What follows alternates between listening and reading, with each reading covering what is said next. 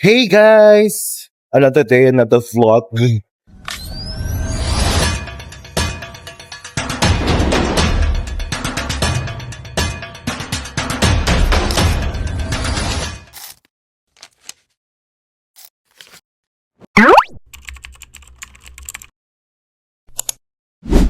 Nandito tayo ulit ngayon sa Taipei Main City kung saan kami nakita-kita sa Klook kahapon. Dito ulit kami kasi may Klook tour ulit kami. This time, the Jufen, Shifen, Geo Park tour naman.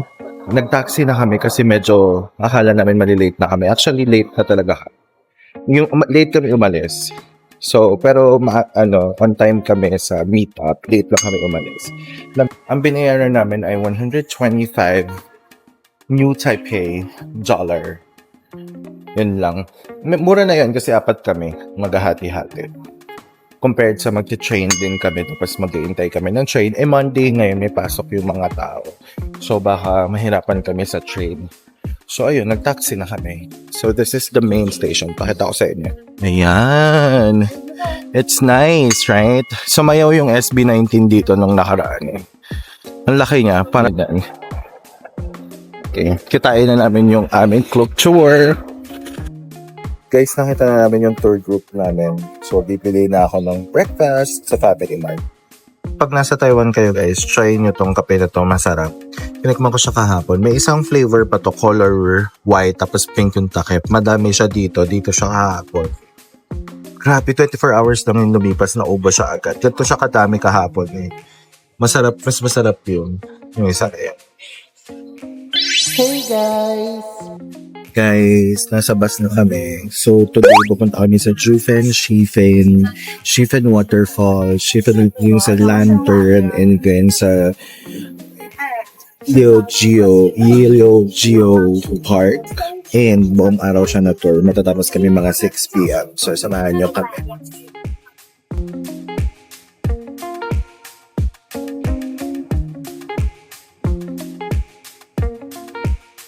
Hey guys, nandito na kami sa aming first stop, which is the Shifen Waterfall. So 10 minutes walk siya from the highway or from the daan. Magte-trek kami ng konti. Like for 10 minutes. And yan, i-appreciate lang natin yung view and mag-picture. Let's go.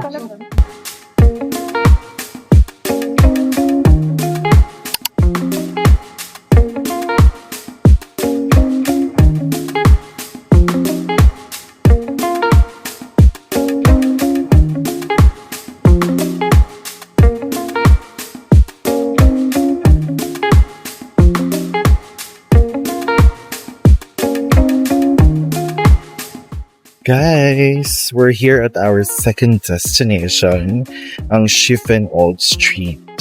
So Shifen means 10, literally 10 portions, or like 10, the number 10. It's like, dati yung mga nakatirang family dito, 10 families sila, and they ask for 10 portions. Same with Jufen. Jufen is 9.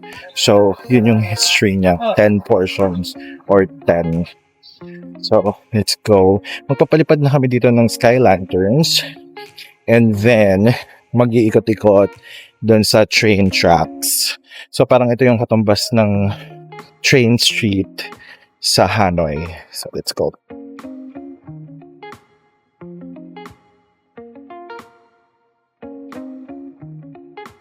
So guys, ito yung Shifen Train Street. May bilyan ng mga pasalubong. Tapos dito nagpapalipad ng lanterns. Tapos may mga cafe or kainan din sa mga gilid-gilid. So ayan.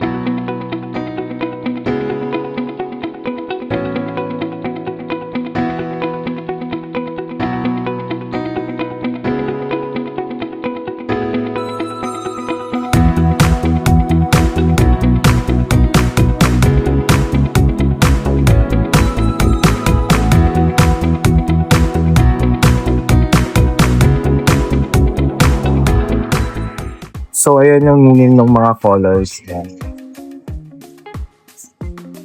Tapos, pwede kayong bumili ng isang color lang, multiple colors, 4 colors, ganyan.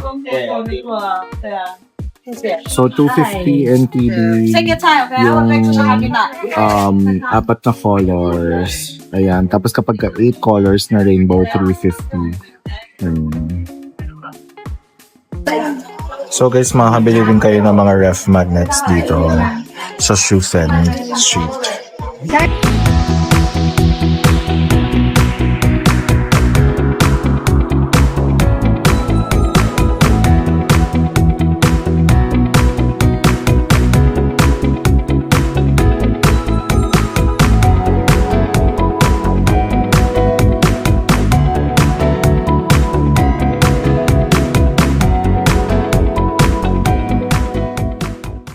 Hey guys! Jufen. Hey guys! We're here at our third stop, the Jufen Old Street. So, sabi ko nga sa inyo, Jufen means 9 because like the 9 families were asking for 9 portions. Hindi ko alam kung supply ba yon. But anyway, so it's Jufen. Hey, so akit kami sa Old Street. Doon kami magla-lunch, i-explore natin yung street food, free tastes, and like sabi nila, the inspiration for the Spirited Away movie. So, tignan natin kung anong pwede natin gawin sa taas, mag-picture-picture, tapos doon kami magla-lunch. So, let's go! Guys, ito na. We're starting our 260 steps. Tama ba 260? Packet ng Jufen. And I'm tired.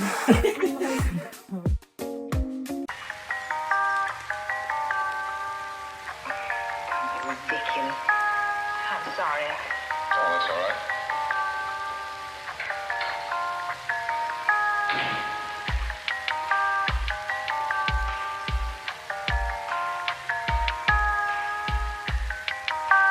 I see.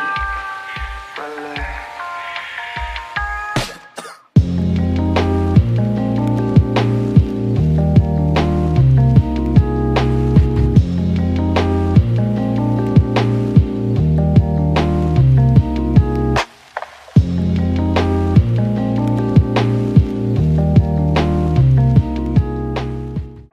Lunch!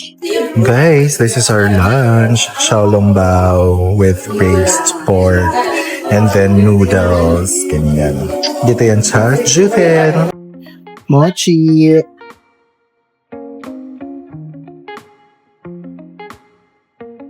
Hey guys, nandito na kami sa aming last destination for the day. Ang Yelyo Geo Park. Yelyo Geo Park. Rock formations and like dagat-dagatang apoy. Charing. So it's 3 o'clock and kasagsagan ng tirik ng araw. Yes. So papasok na tayo. Nakiklaim na namin yung clip voucher namin. You can use my club code BREADCLUB for small discounts on your activities. Okay?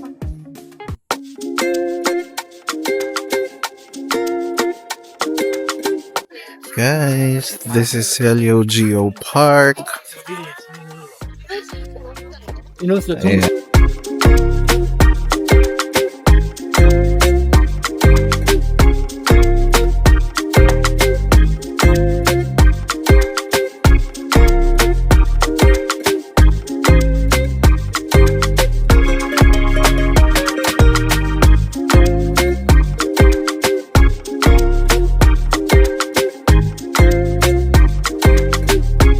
Ito yung mga nakikita nyo sa Instagram and sa Facebook na mga pictures ng rock formations. Ayan.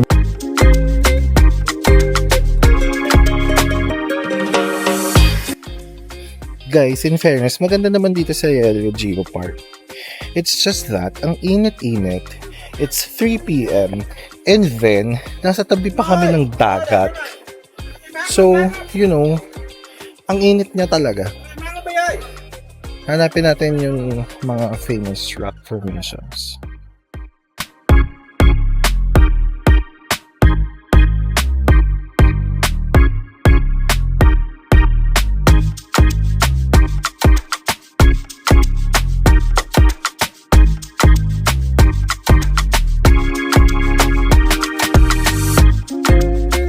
A few moments later. Hey guys, we're back in Taipei. Tapos na yung tour natin sa El Lucio. Aga kami nakarating dito sa Taipei, mga 5, something like that. And may pinapabili kasi si Chia, bestie ko ng college na jewelry. And hinahanap ko siya kasi may specific na stone siyang pinapahanap. So, nag-iikot ako dito ngayon and then meron isa nakitang store na pupuntahan ko ngayon. Tinanong ko din yung tour guide. And nandito siya sa Songshan District. And nandito ako. Sana maabutan ko siya kasi 6 p.m. daw siya magsasara. So let's go. Sana maabutan ko. If hindi, kailangan ko maghanap ng mga traditional Chinese jewelry makers or like yung mga gemstones. Kasi yung weekend market kung saan nandun yung mga gemstones, jades, flowers, etc. Weekend lang siya nagbubukas, Saturday, Sunday. So, hindi ko na siya mabutan kasi uwi na tayo ng Wednesday.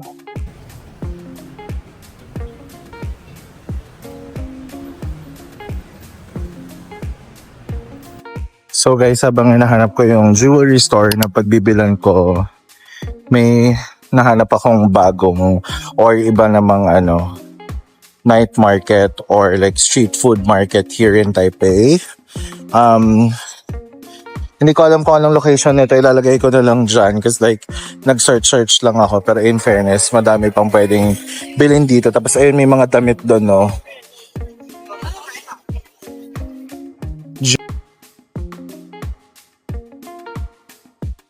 Lagay ko na lang dito. In fairness, ayan. So, ito yung jewelry shop na paghahanapan ko ng pinapabili ni Gia. It's not yet closed. Pero magka-post na sila ng 6. It's 5:40. Sana accommodate pa din nila ako. And sana nandito yung pinapabili niya. Guys, nahanap ko na yung mga coral bracelets na pinapahanap ni Gia. Pero sobrang mahal niya. It's out of the budget. Like, sobrang out of the budget. Ganyan. Like, nag-range siya. Ang pinakamura is 13,000. So, ngayon, mag-ikot-ikot lang ako. Baka mahanapan akong mga jade na tindahan, coral bracelets na tindahan, or coral stones na tindahan, tapos yun yung bibili natin. But anyway, mag-ikot ako, mag-explore ako kasi nasa Airbnb na sila. Lenny, magpapahinga na sila. So ako na lang mag-explore today. So bumalik na tayo dito sa night market. Try natin mag-explore, baka may mabili tayo, ganyan. So let's go. So ito yung loob ng night market na nakita natin. So pasok tayo dito. May nakita akong nagtitinda ng mga gemstones pero jades lang mostly. Hey guys! Guys, dahil hindi tayo nagtagumpay sa mga hinahanap natin, babalik na tayo ng Shimen Station. Doon tayo magdi-dinner sa Shimen area. Parang nagkikrave ako ng Xingfutang. Ang cute ng part na nakabisado ko na yung train stations and how it works kung kailan malapit na umuwi, no? Pero magagamit natin yun bukas kasi bukas magti-train lang tayo. Guys, we are back at Shiminting na. Ang gagawin ko, mag-ikot muna ako dito. Baka mahanap ko yung bracelet na pinahanap ni Gia. But, bibili ako ng Xingfutang, yung combo ng milk tea nila, ng boba nila, and then yung kanilang xiaolongbao. And then after that, pupunta tayo sa Milky Donuts. Yung trending na Milky Donuts, sana open pa siya. Bibili din tayo doon.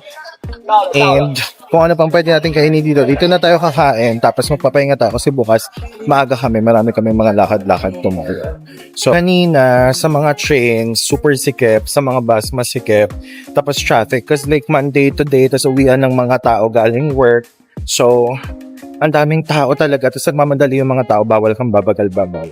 Pero in all fairness, maganda yung flow ng mga tao. I mean, alam nila kasi sila pupunta, and dapat alam mo din kung saan ka pupunta kasi like, nakakaharang ka sa kanila if you don't.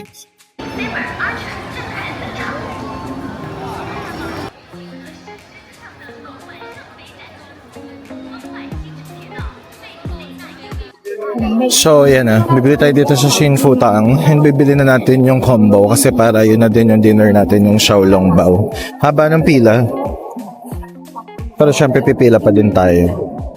Tapos kung nakikita nyo guys, may mga pang-mist sila. Kasing init dito ngayon. So, like, yung mga stores, yung ibang stores may ganyan sila. Tapos of course the famous Pop Mart. Nung isang araw ang haba ng pila dyan, as in may nagka-camp. Kasi parang may nirelease na bagong Labubu. So guys, they have a combo. Kasi yung Xiaolong Bao, 120 siya. Tapos 120 yung pearl. Pero pag binili mo siya ng combo, 200 na lang siya. So makakatipid ka ng 40 NTD. Guys, we got our goods. Kakainin na natin siya. Maghanap lang ako makakainan kasi mahirap. Wala silang kainan dito. So we need to find kung saan tayo kakain. We are eating it here dito lang sa tabi-tabi sa Ximending kasi walang upuan. So dito lang muna tayo.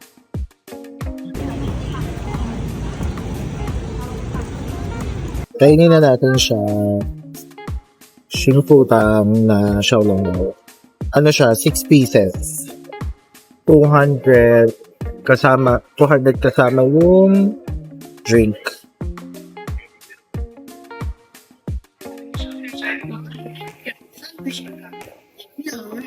Nag-Xiaolong Bao na ako kanina sa Jufen. Pero titikman ko yung sa Xingfutang.